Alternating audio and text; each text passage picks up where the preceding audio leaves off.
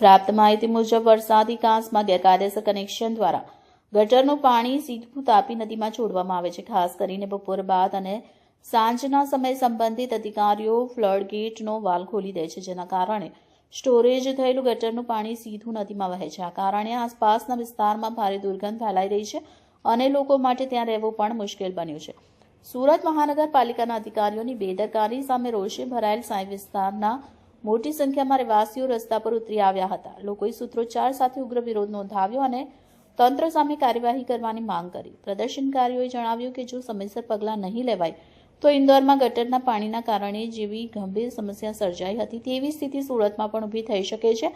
ત્યારે આવી સ્થિતિ સર્જાશે તો તેની જવાબદારી કોની રહેશે તેવો સવાલ લોકોએ ઉઠાવ્યો હતો। લોકોએ તાપી નદીને બચાવવા માટે તેમજ વરસાદી કાંસમાં થયેલ ગેરકાયદેસર કનેક્શન સામે તાત્કાલિક કાર્યવાહી કરવાની માંગ કરી છે। સાથે જ ચેતવણી આપી છે કે જો તંત્ર હજુ પણ આંખ આડા કાન કરે તો આવનાર દિવસમાં આંદોલન વધુ ઉગ્ર બનાવવામાં આવશે। મારું નામ શાંતાબેન રવિભાઈ રાબડિયા। શું તકલીફ છે? સાંઈ હાઈટમાં રહીએ છીએ। અહીંયા જે ગટર તમે 5-6 વર્ષ પહેલાં બનાવી છે એને પાણી નિકાલ માટે બનાવી હતી। અત્યારે બધી રેસિડેન્ટ ગટર અંદર ભેળવી દીધી છે અને એની તીવ્ર દુર્ગંધ આવે છે। તો એનો કંઈક સોલ્યુશન લાવો। તમારે એટલું નથી નવરાઈ મળતી, અમારે ક્યાં સુધી આ બધું સહન કરવાનું રહે? એટલે એ વહેલી તકે આનું નિકાલ લાવી દો। કેવી તકલીફો પડે અહીંયા? કેટલી તકલીફો પડે છે? તકલીફ એટલી દુર્ગંધ આવે છે કે આમાં આ બાજુ હલાતું નથી, એટલી દુર્ગંધ આવે છે। એમાંય તે બપોર પછીની દુર્ગંધ તો બહુ સખત આવે છે। અધિકારીને શું કહેશો? હા, અધિકારીને શું કહેશો? હા, એને જગાડવાના છે।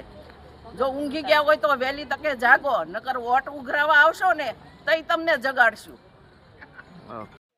Surat Uttarayan TP scheme number 73 અંદર વરસાદી પાણી માટેની જે ગટર બનાવવામાં આવેલી છે તેની અંદર ગેરકાયદેસર રીતે શોપિંગ દુકાનો તેમજ જાહેરાત બિલ્ડિંગો તેમજ રહેવાસીઓએ ગેરકાયદેસર ગટર જોડાણ કરેલ હોવાથી તે પાણી વરસાદી પાણીની જે પાઇપલાઇન છે એની અંદર એ જોઈન્ટ કરવામાં આવેલ છે ગેરકાયદેસર રીતે, અને તે પાણી તાપી નદીની અંદર વહે છે અને લાખો લીટર પાણી દરરોજનું વહે છે અને તાપીને દૂષિત કરે છે।